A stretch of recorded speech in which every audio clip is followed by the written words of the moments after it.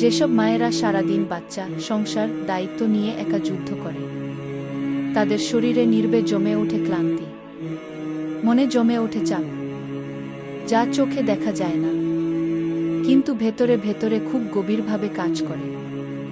বিজ্ঞান বলে, এই মায়েদের শরীরে স্ট্রেস হরমোন বাড়ে, কিন্তু কেউ বলে না এই স্ট্রেসের পেছনে আছে না বলা কান্না, না বলা অভিযোগ, আর অসংখ্য চাপা দীর্ঘশ্বাস। দিন শেষে তারা ক্লান্ত হয়, কিন্তু সেই ক্লান্তির কথা কাউকে বোঝাতে পারে না, কারণ তারা মা। মা মানেই তো উৎসব পাড়া মানুষকে বলে ধরে নেওয়া হয়।